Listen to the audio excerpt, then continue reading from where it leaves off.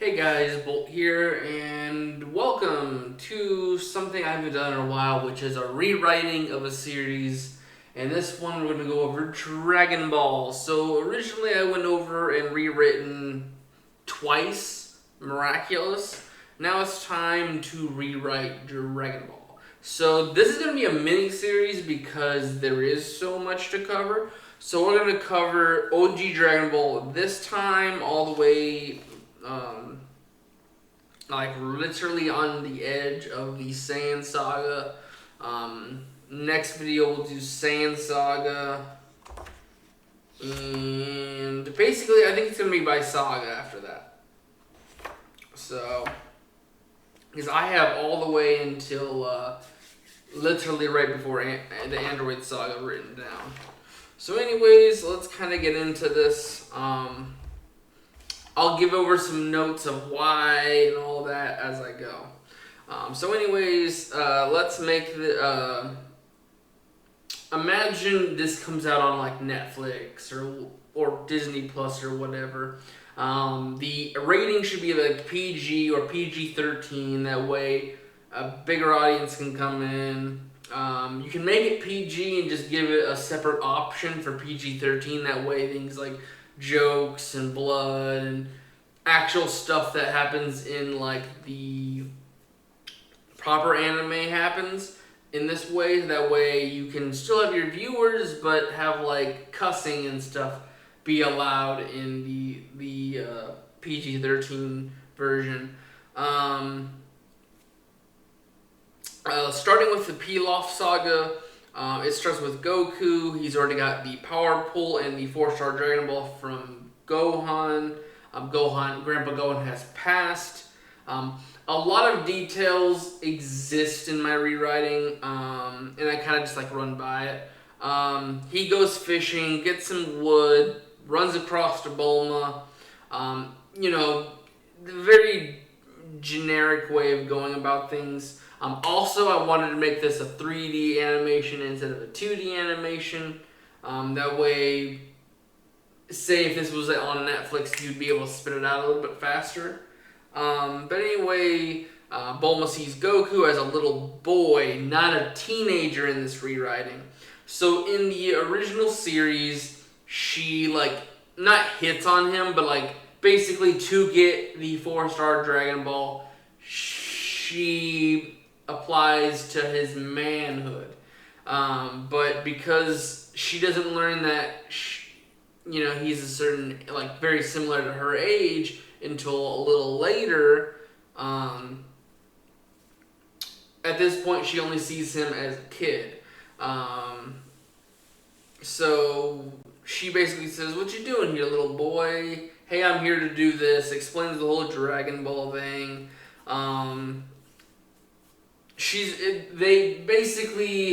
I set up that it's going to be a big sister / little brother relationship with Goku and Bulma. Basically, within the first episode, Bulma's basically having to teach Goku some stuff from the outside because Grandpa Gohan was all he knew and the forest. So basically, hey, I'm a female. Here's the difference between us and males. I think you can probably get away with the no balls scene in the PG-13 version just for a little recall of the original way. And then they're explaining the Dragon Balls and how they are, and they go on their adventure. Episode 2, Oolong is introduced because reason why, and originally he would be introduced after Roshi. The thing is, Oolong is a mainstay in OG Dragon Ball for a lot of the Pilaf Saga, so it'd be decent to put him in episode 2 to meet him earlier on than Roshi. That way you introduce the main characters right off the rip. Normally, Oolong is like perverted and kind of like fantasizes and obsesses over women. And this one, he kind of just he does have like the googly, like he gushes over women, but he like enjoys being around them. He doesn't really make advances or anything. But he's still basically, by textbook standards, kidnaps the daughters of the village, and he still gets beaten. Dragon Ball's given by Elder, and he is told to leave with them. Episode 3, we run into Turtle and Roshi. We get the flying Nimbus. Goku, Bulma is able to get the ball from Roshi by kind of like hinting at, well, instead of showing her stuff like she does in the original, she kind of just like throws a pair of her stuff in a bag. Doesn't actually show it, but like, hey, here's something, or like, I don't know, a porno magazine or something in there. Kind of just say, here you go, Roshi, and like doesn't show what's in the bag, but like nosebleed, just to get like basically, hey, something in that bag is adult.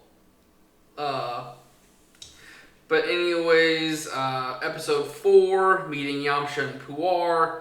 Very basic, except that Yamcha doesn't go like he's very weak to women and can't, like, he gets anxious and all that, but he doesn't touch or see anything. He kind of just every time he trips over himself every time he runs into Bulma, and episode is just slightly different. Episode 5, Fire Mountain, we meet Ox King, Chi-Chi, and getting Roshi to undo the fire so they get the Dragon Ball, and Goku learns the Kamehameha. Episode 6, the Monster Rabbit episode. Episodes 7 and 8, we run into the Pilaf gang. They, like, as soon as you're about to finally make the wish, the Pilaf gang jumps in, takes the Dragon Balls. Goku becomes a giant ape. They're able to get the Dragon Balls back, make the wish to interrupt them.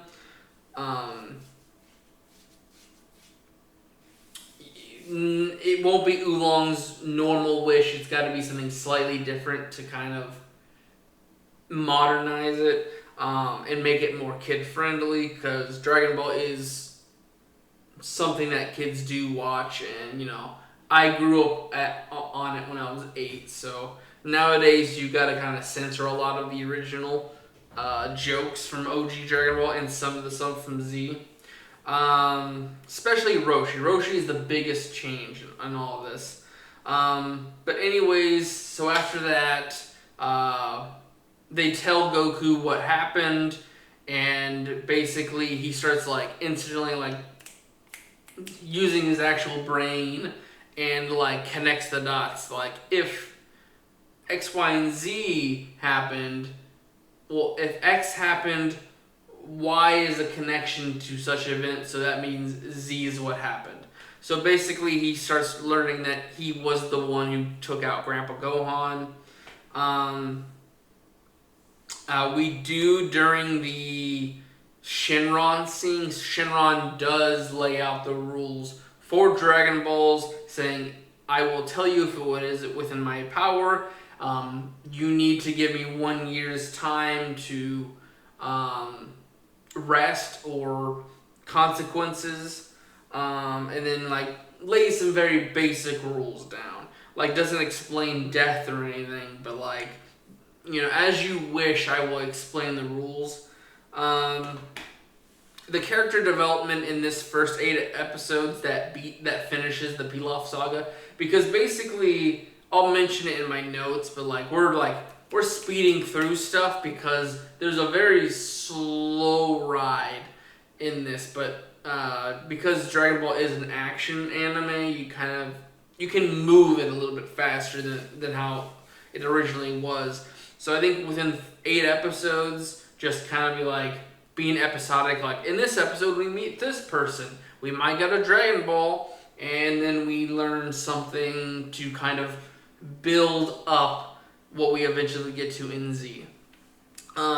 Character development, Oolong, Puar, and Yamcha kind of not as quick to be criminal. Roshi is starting to like leave being a hermit because now he's met people he can trust. He's kind of interested in these folks that he ran into.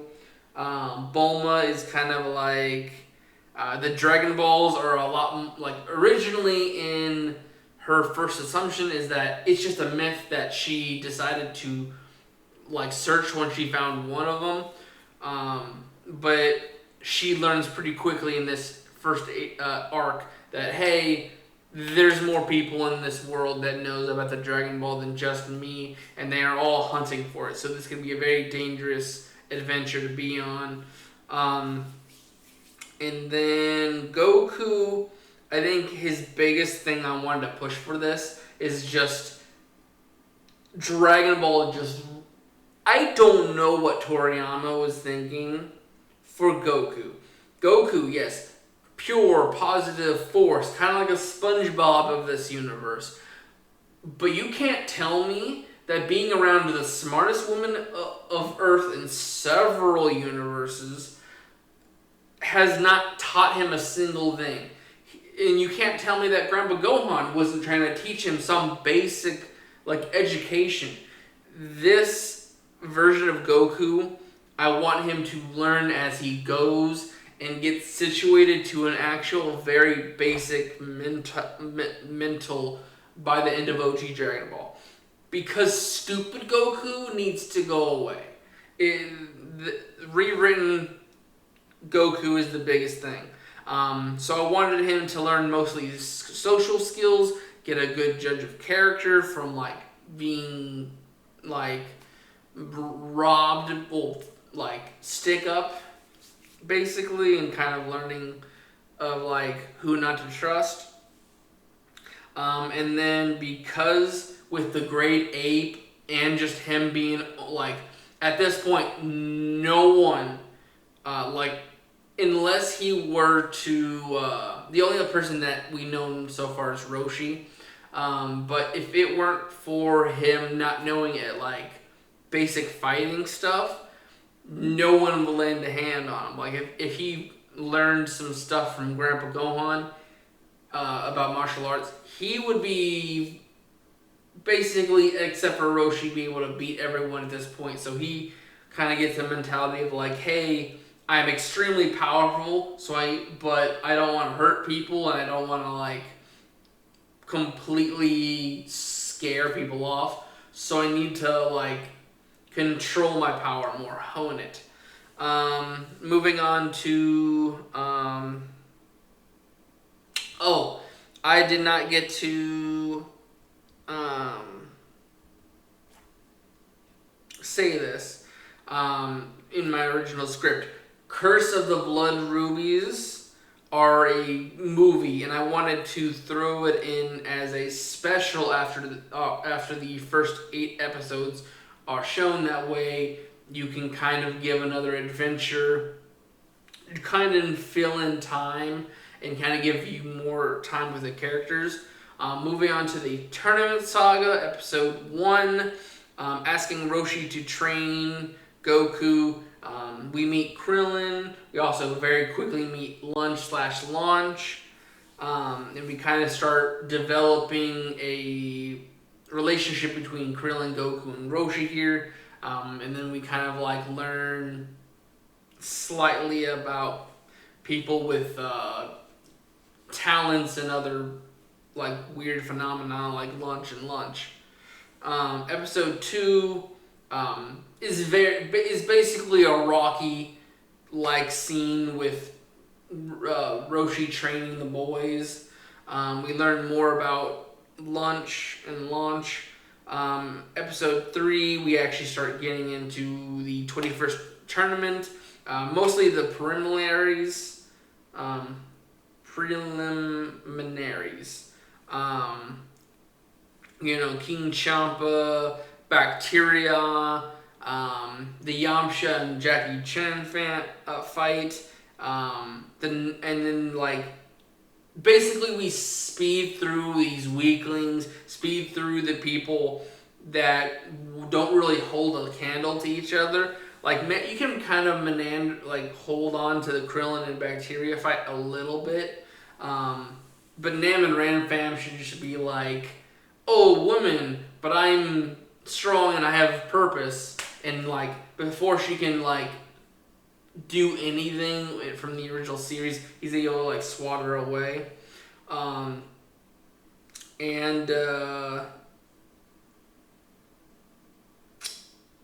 For anything, I think Krillin and Bacteria and Yamcha versus Jackie Chung will kind of hold most of the episode. And then Nam and Ran Fam were kind of an ending part. Where we do get Goku and the Pterodactyl, which is Gyra. But for the Ram Fam and Nam fight, it's basically just the tournament announcer right in front of the camera being nothing's happening, people.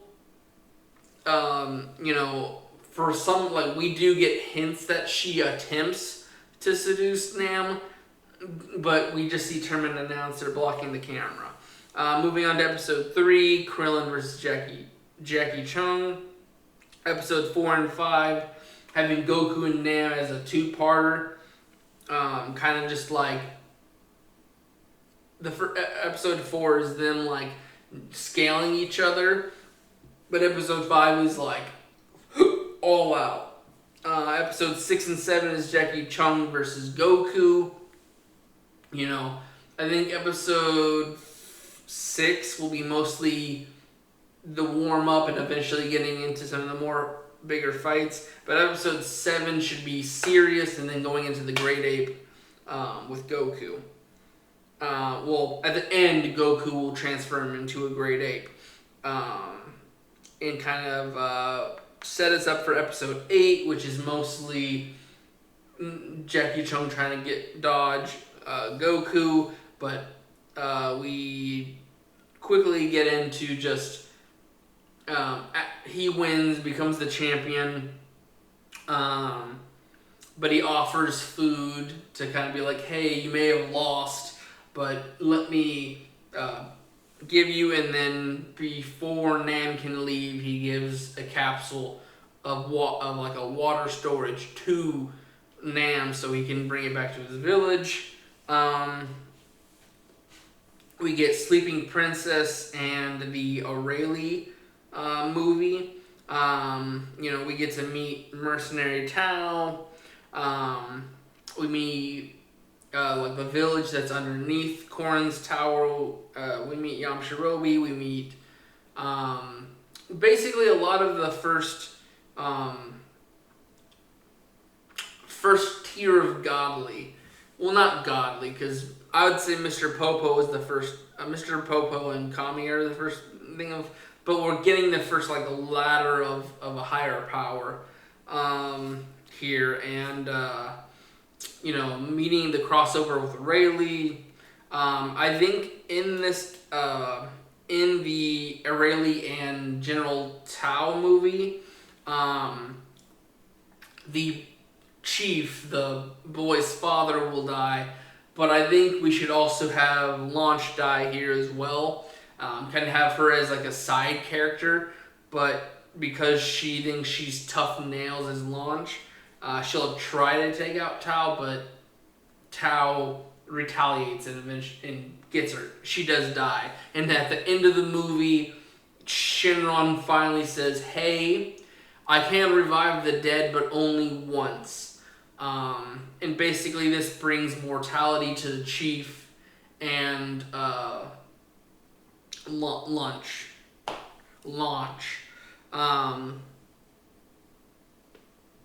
And then also, hey, it can't be natural, and after a few years, I can't revive anyone after a few years. So Goku couldn't bring back Grandpa Gohan, and he couldn't bring back anyone This sets up a rule so like the Saiyans can't be returned. It explains why they can't make a wish to bring them back. Moving on to the Red Ribbon Saga. Episode 1 is Colonel Silver. Episode 2 is Major Mellotron. Episode 3 and 4 is basically the fight with Android 8 and then befriending Android 8. Episode 5 is Bung Young. Episode 6 is General White. Episode 7 is Hired Help, like Hashki. Episode 8 is General Blue and Rayleigh. General Blue can come in, but Rayleigh's like, hey, I remember you. Let me help you there. We come back to episodes 9, 10, 11, and 12, which is basically Path of Power. We fight towards Red's office, and then Black takes over the Big Bot at the end of episode 10, and they start a fight in episode 11. And I think we should have the destruction of Android 8 at the very end. At the very end of episode 11. He's struggling by end of episode 11, and then he does get destroyed in 12, and then Goku does his huge Kamehameha to end it. Putting Aunt Ader into kind of like a village to kind of be like, hey, this is your home now. Protect it. Excuse me. And make some friends. Episode 13, we meet Baba. And Usher Ghost. Episode 14, we meet Fang the vampire, see through the invisible man, and bandages the mummy. Episode 15, we meet Spike the devil man. Episode 16, we see masked Gohan, and I forgot to put this down on here, but Gohan does not reveal himself to Gohan in my rewritten. He only shows, Roshi is with him here, so he recognizes Gohan's style and clothing. So he makes sure to leave them all, leave some kind of conversation with Roshi, just so we know he's proud of what Goku has become, from the naive little boy to this fighter who puts honor. Roshi starts getting a bond with Krillin and Gohan, and starts getting that bond of master and disciple. And then Yamcha and Krillin gain some honor by training in the arts. They're both still Krillin was cutting corners in the training. Not cutting corners, but he was trying to get a foot up on Goku all constantly. And Yamcha still has I'm doing this at 2 in the morning, 3 in the morning. Yamcha still has his criminal tendencies. He wants to do something bad, but because he's meeting these new people, he does start dating Bulma. I didn't really specify when, but after Pilaf Saga, they kind of evolved eventually. But he wants to do better for Bulma. Goku learns discipline, honor in battle because of Jackie Chung, and then also he shows heart to enemies. Being able to turn Ader into a friend by the end. Let's see here. We're approaching. Moving on to the 22nd tournament preliminaries. We have that quickly go by. in episode 1. We also have Yamcha and Tien because literally Tien just he gaps Yamcha and like quickly snaps his leg. We have the fight with Manwolf, and then we kind of move on to episode 2, which is Krillin and Chaozu and Pamput, I think it is. Episodes 3 and 4 are the fights between Jackie Chung and Tien, which is, like I said, when it comes to these two-parters, it's like they warm up, start going full force at the end of the first part, and then part 2 is a serious match with their big moves and risk getting joined in. Episodes 5 and 6 will be Goku versus Krillin. Episodes 7 and 8 are Goku versus Tien, with the ending being Krillin dying, and then teasing the silhouette of DKP Demon King Piccolo. I'll be using DKP to kind of make it go quicker. Moving on to Piccolo's Saga. Episode 1 is the introduction of DKP. Roshi kind of mentions, he goes into the backstory of his master, and he was the one who originally sealed DKP, and he lost him by, that it's a huge drain on the body to do that.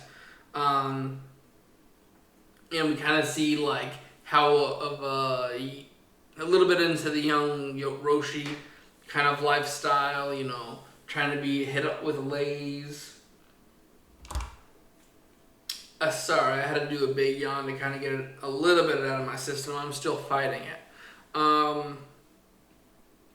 But I think to kind of finish off the backstory, it's kind of Roshi showing slowly how he eventually was okay, I really do need to get onto the path of honor and getting into the actual training of the arts, instead of just saying, hey, I participated. Episode 2, we go into the return of the Pilaf gang under Piccolo, of course. We do get the revenge for Krillin at the end of the episode versus that flying demon. Episodes 3 and 4 are the deaths of Roshi trying to do the demon containment wave, and then Chaozu dying by using telekinesis on Piccolo to kind of slow him down. Episode 5 is Piccolo getting all the Dragon Balls and becoming young.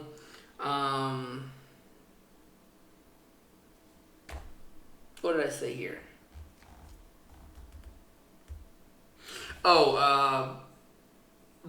Goku goes for revenge and gets beaten very quickly, and he returns to Korin. Well, Ramshorobi brings him to Korin, and they do the Divine Water test.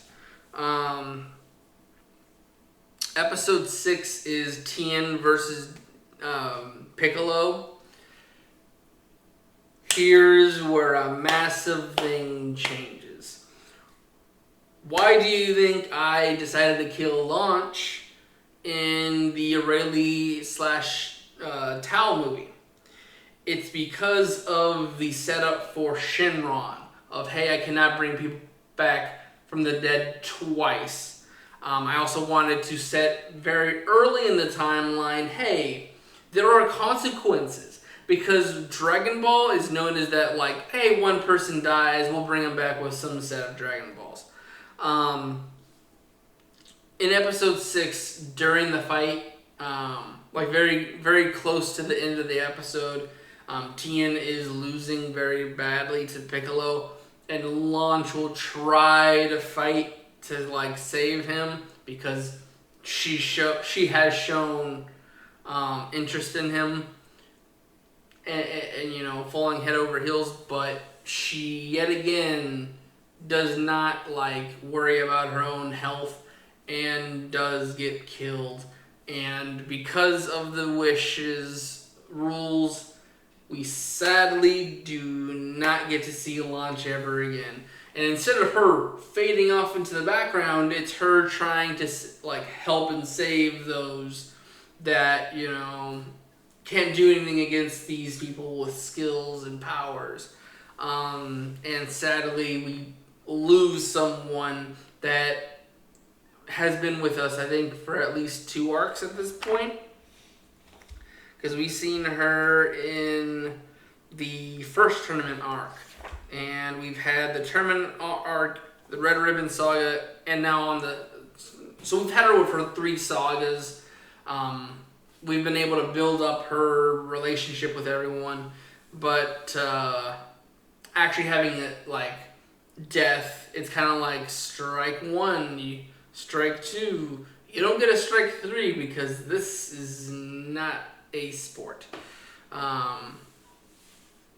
So Launch at the end of episode 6 is dead for good because we don't see the Namekian Dragon Balls, which goes about the same for rules there, except for that they can revive people multiple times, but the year rule still exists on Namek. So sadly, because of the time skip between the death of Deki P, there's no way to revive her after this. Episode 7 is the finale between Goku and Deki P. We do get childish Piccolo Jr. Episode 9, Goku climbs the tower to the Kami's lookout. We meet Mr. Popo. We start training with Kami. Episode 10, Goku returns to the 23rd tournament. We see him face against with King Chappa. We have Tien versus Tao. We have Goku versus Chi-Chi with their pronouncing, because Goku's growth in knowledge, he does remember the marriage, does know what it means, and says, well, you know, I did promise, and I'm a man of my word. Because Goku is a stand-up guy anyways. Then we have Krillin versus Junior, and then Yamcha versus Hero, which is the Kami, and then Tien versus Goku. So basically it's just fast fight with King Champa, fast fight between Tien and Tao, because Tao has no honor in his fighting style. Goku versus Chi-Chi is just, what's your name now? Krillin versus Junior, huge like power gap there, so it's gonna be quick. Yamcha versus Kami, yet again a power and like knowledge gap, so knockout. Tien versus Goku will be taking most of the episode, and think about these episodes are like an hour, maybe an hour and a half. So you do get to cram some of the stuff that you want to see in the episode, but like a lot of these smaller things, hey, this does happen, but let's make it a slideshow. And then episodes 11 and 12 are Piccolo Jr. versus Goku. So we do get part 1 and 2, with, you know, part 2 being, you know, the like very climactic ending. With the defeat of Tien from the 22nd and the defeat at the 21st, with Jackie Chan, he pushes to be better, even though he has failed. He wants to push for better, you know, starting to do that like Saiyan ideology about battling and fighting.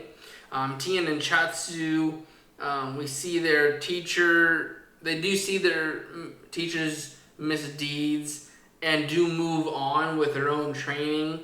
But because they don't want to betray what they originally signed up for, they don't want to be taught under the Turtle School.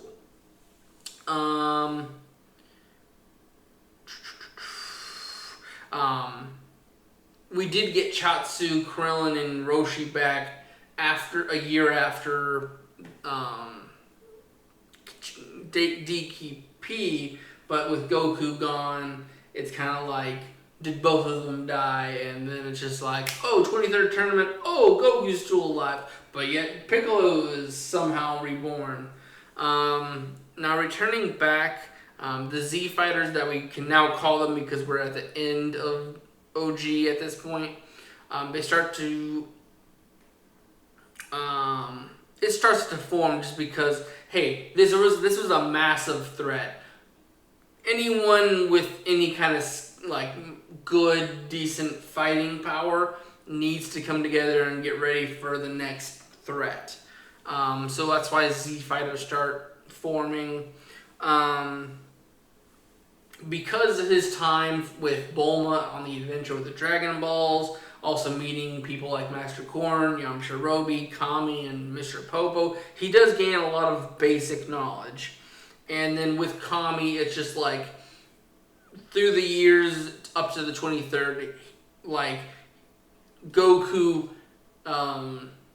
because he's curious, can just be like, hey, Kami, what does this mean? What does this mean? And Kami, being a wealth of knowledge, being the guardian of Earth, he can, be like, well, this is what it is. Getting Goku to a point of just like, at the point of 23rd, he kind of is just any normal other man. Like, he isn't like, he doesn't excel in any, like, career or, like, math and all that, but he is able to at least do, I'd say, a middle school to maybe junior high level stuff, just to kind of get like basic knowledge for him. After Junior, Kami asked Goku to become Earth's new guardian, but because this would hinder his adventures and training, he rejects the offer. He flies off with Chi-Chi. We jump to the marriage. Everyone's happy. We then jump to that. So originally there is like, hey, we're heading to our wedding. Trying to get the Bashudu fan because yet again the, kingdom that Ox King runs is yet again on fire. We'll do this after the marriage. That way they're already a couple. And there's like no reason except for the fact that Ox King needs their help. So Ox King goes into safety at the Goku's home. They had to get to the Bashudo fan.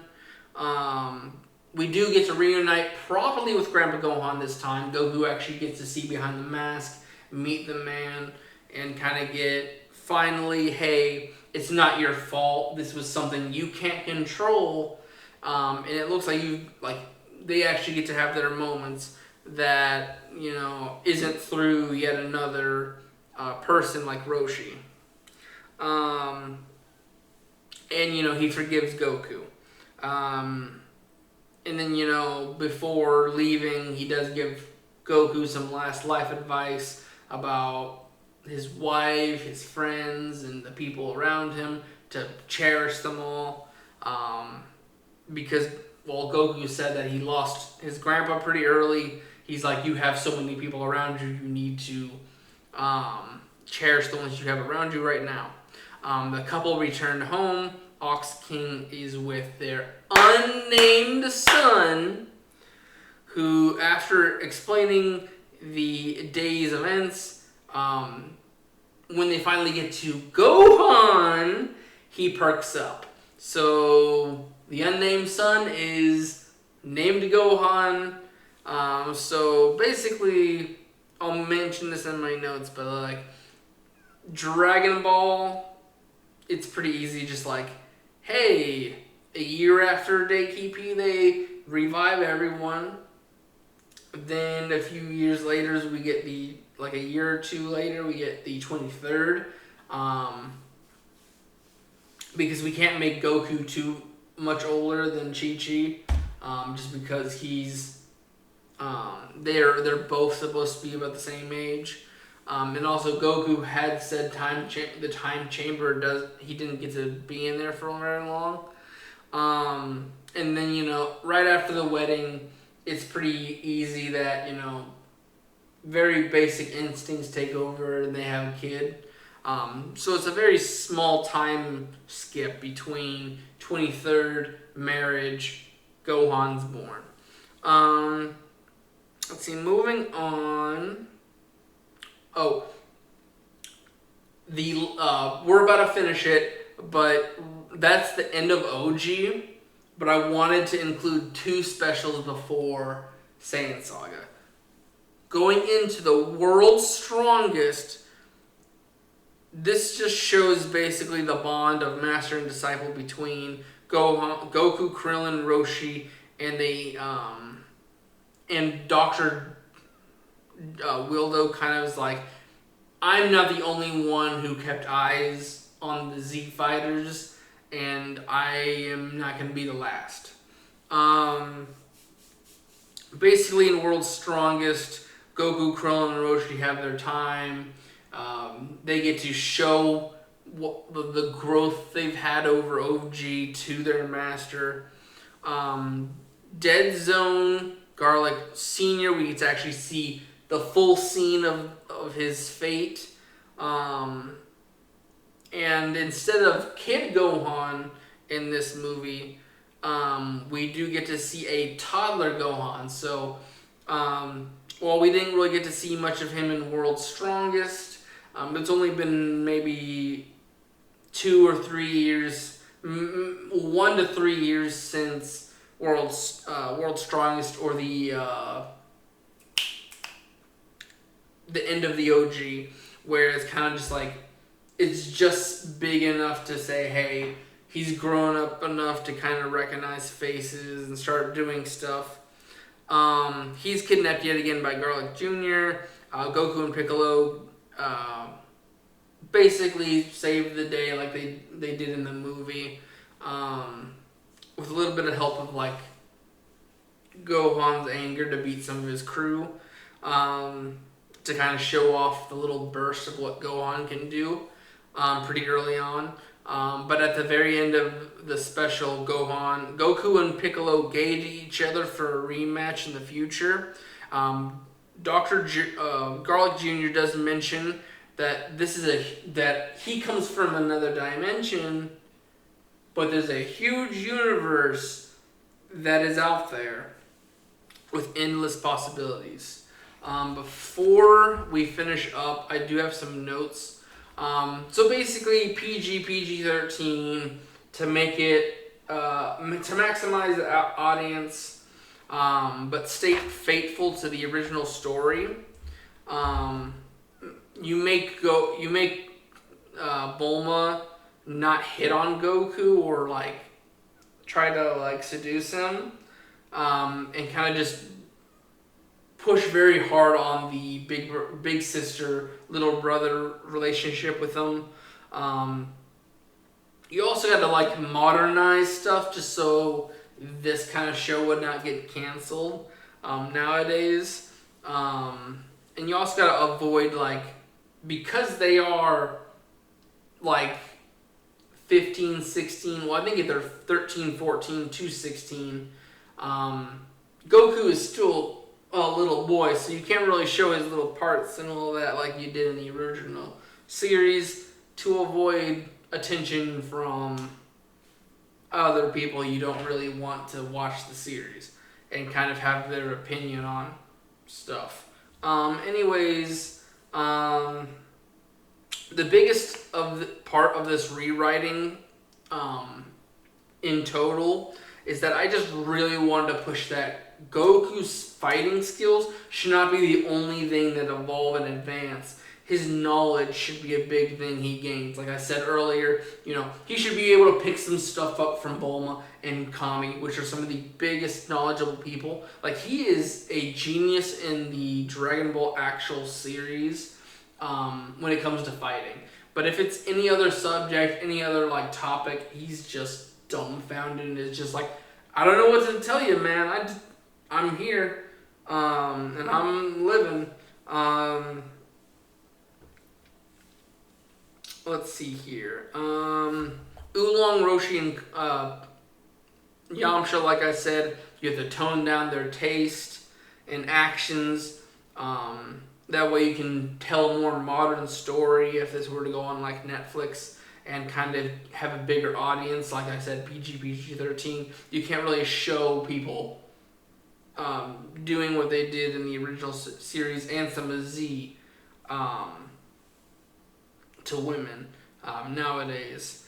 And I would like to treat it more as a weakness. Like I said, in the third episode, Yamcha basically just faints or just like breaks down every time he sees Bulma. In the original series, he was very like faint of heart to seeing a woman at all. I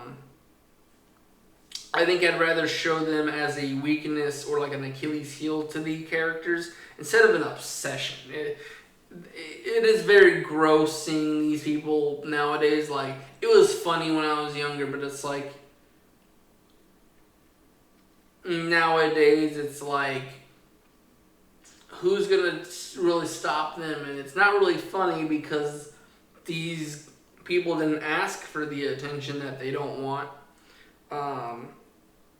In this rewriting, we'll be speeding through like the fights I said, seeing these small little fights that there's too much of a gap in power. So I wanted to make it more of a slideshow of like, hey, this does happen.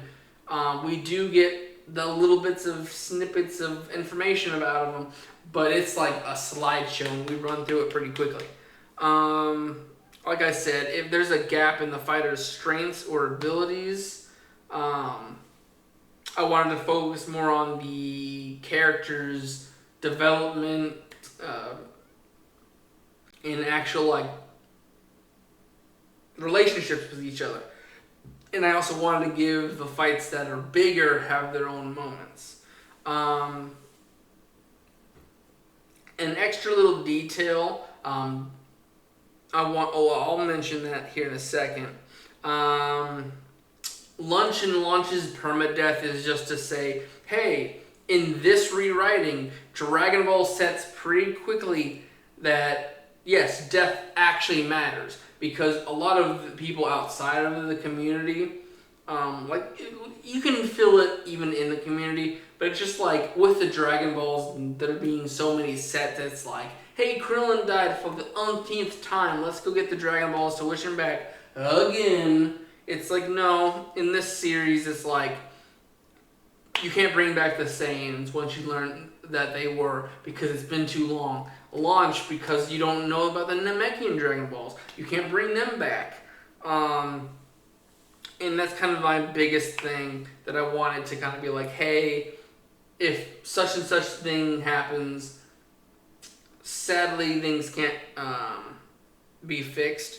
That way, like, there's actual risk and things can happen. And then let's see here.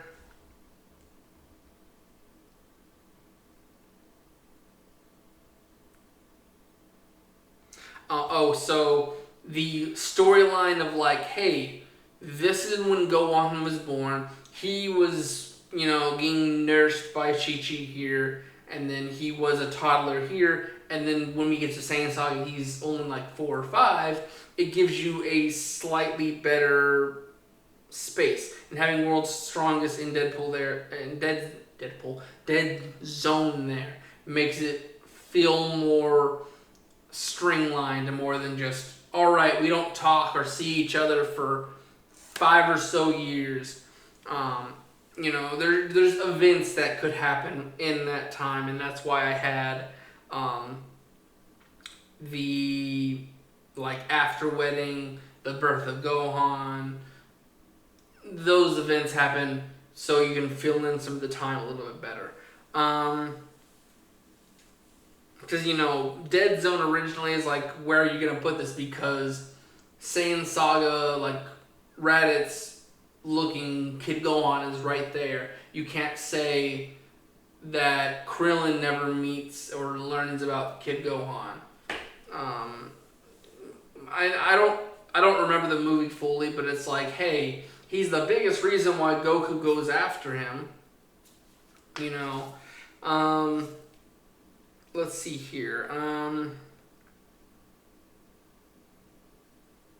I thinking that wrong? No, Garlic Jr. is that one. I'm trying to remember what movie Krillin, Piccolo, and Kid Gohan worked together.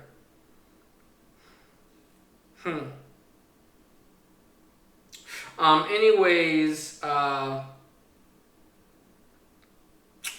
wanted to give like a better, easier gap. And then Dr. Willow and Garlic Jr. are supposed to hint towards a bigger, and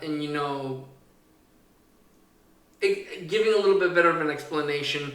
Dr. Willow hinting at like threats being in the shadows, viewing them gaining like enemies and threats as like their adventures and the names and what they've done cross and become like little fables and tales, and it spreads and people learn about them and actually want to do something to them.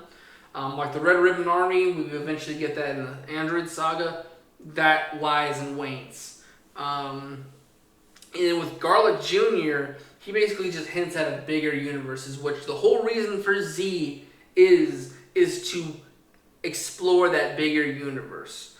The extra detail I was going to mention earlier, but because I wanted just to get the notes done,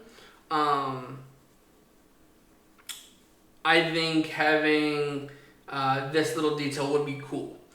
So in the meeting/befriending of Android 8, I wanted to show the blueprints of numbers 2 through 7.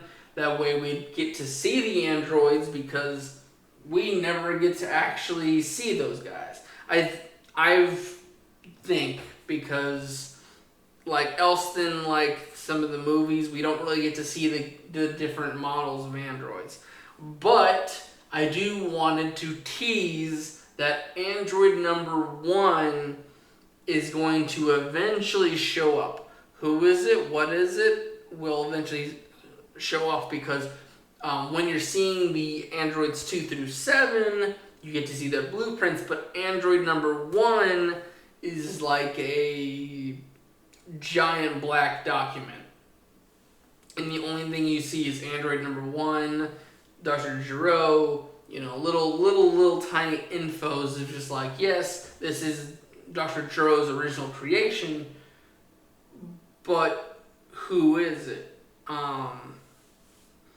Most of you can probably guess. But anyways, I do want to hope you don't guess, because it'd be a cool little, hey, remember what I said in OG Dragon Ball?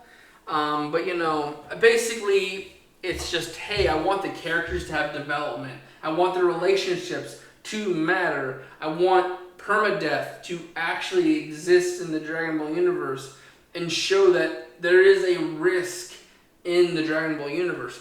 And then the biggest thing, else than, Goku not being an idiot, hey, I want relationships to matter, is just, there could have been so many, like, teases, and you could have, like, I think Namek Saga is going to be my, Namek Saga and the history of Trunks are my two better ideas about, like, hey, you could have done it and made suspense and mystery so much better for characters if you just hinted at them, or just say, hey, this person exists, but not show them until their actual moment. Stay tuned, that'll be like very soon. But I wanted to basically be like, hey, there's so many better ideas, because I'm sorry, I'm not hating on Toritaro, I think is the new creator, well, not the creator, but the new writer for the manga. Because I've seen Granola Arc and Moro, and it's a lot better writing in that. But dear gosh, Goku not kissing his wife, not knowing what a kiss is, completely blowing off everything about, hey, this person could ruin several billions, trillions of lives because of your decision to be out of line. And Dragon Ball GT does Goku's relationships a lot better, because in Dragon Ball GT, when Pan is around and there's a risk of her life, Goku does care about his family. He wants to rush to find the Dragon Balls to save Earth in the Black Star Saga. There is a reason Goku has a heart for the people he cares about. And then Dragon Ball Super, he's like, I'm here to fight. It's the tournament of power that's if you lose, you are erased. Your family is erased. Your baby granddaughter doesn't get to grow up.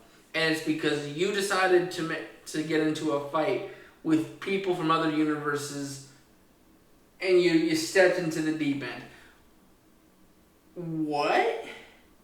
And going back to Cell Saga and Namek Saga, he cares about Gohan. He's like, Gohan, leave. Gohan, I need you to do this so you can be strong enough to protect yourself and the rest of the people you care about. Goku being a bad dad in Z, I think before Buu Saga, maybe because letting Goten and Gohan die to save Hercule, and didn't they how Vegeta says yes, but he really didn't show too much care for his family in Buu Saga. And I think that kind of just, since it's the last thing, they build on showing that he just doesn't care about his family.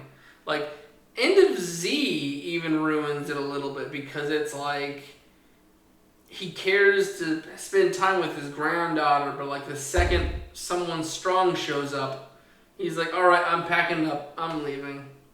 I'm sorry, what?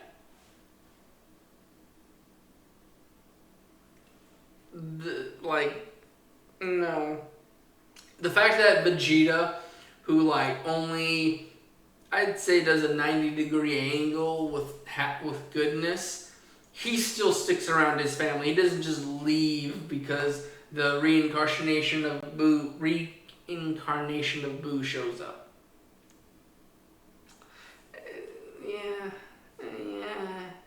That's why a lot of people like Vegeta over Goku and actually care about character development, character storytelling, instead of just the strongest, flashy person.